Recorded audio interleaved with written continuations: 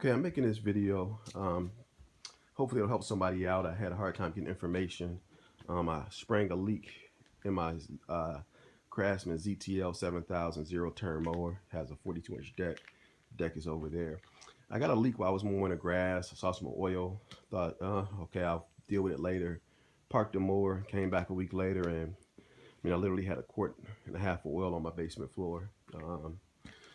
So I had to kind of get in there and figure out what was going on. So I thought it was oil, but it actually, well, it was oil, but it was actually coming from the hydrostatic transmission, transaxle, whatever you want to call it.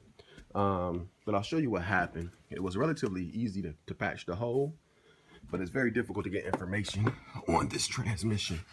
So as you can see, I had a spot just the size of maybe a pinhead. So I took some JB Weld, some quick set, and just patched it up. And this stuff is really good for this type of repair. I don't believe this transmission has a lot of pressure on it, but either way, I just put a lot of it on there. The hole is really small, but I put a lot of on there just to give it more contact areas. I actually cleaned the area with some brake cleaner ahead of time. Some people say to scuff it up, but I don't think that's really necessary. This thing isn't under a lot of pressure, I don't believe, so I don't think it's necessary to actually scuff it. Just make sure it's nice and clean. But the big issue I had actually was that finding out information of what kind of oil goes in there and how to fill it up. So first I'll show you the oil. Let me go out here and grab it. It actually takes 20 W2050 just standard motor oil. I'm sorry, 20 W50 standard motor oil, any brand.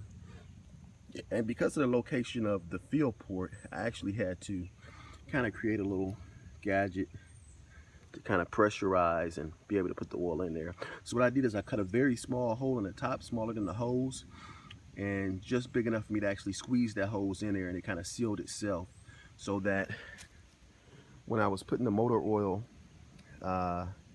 into the transaxle, I could actually squeeze it in and kind of make it go through the tube and up and over and get in there.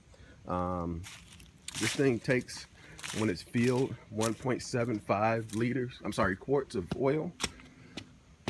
But you shouldn't have to put that much in. You should only have to put maybe a little bit more of a quart, unless you just get a leak somewhere where it's actually able to completely drain.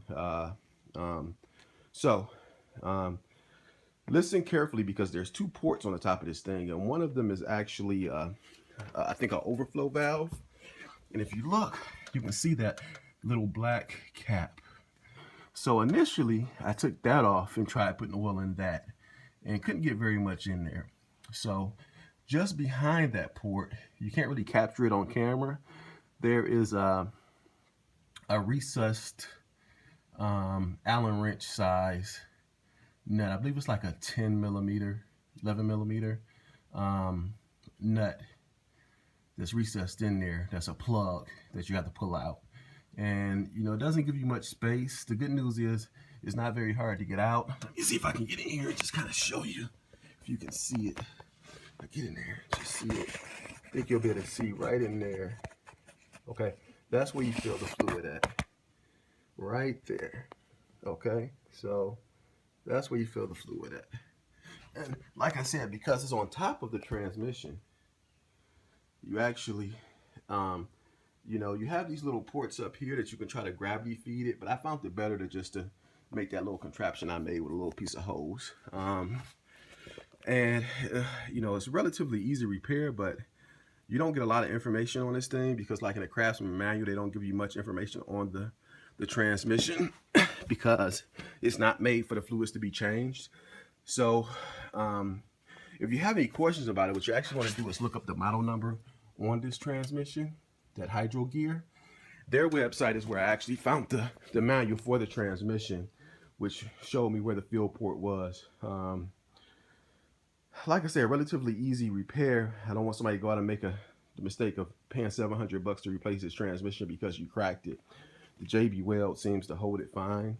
I'm sure it's a common issue as it seems like the casing, the cast aluminum casing on this thing isn't very thick. So I'm sure other people have sprung leaks in the same way. So just want to give folks some advice, just because uh, it wasn't much out there for me when I went to look. So kind of had to do a little trial and error to get this thing working, but it's working now, and I can get back to cutting my grass. So hope this is useful to someone.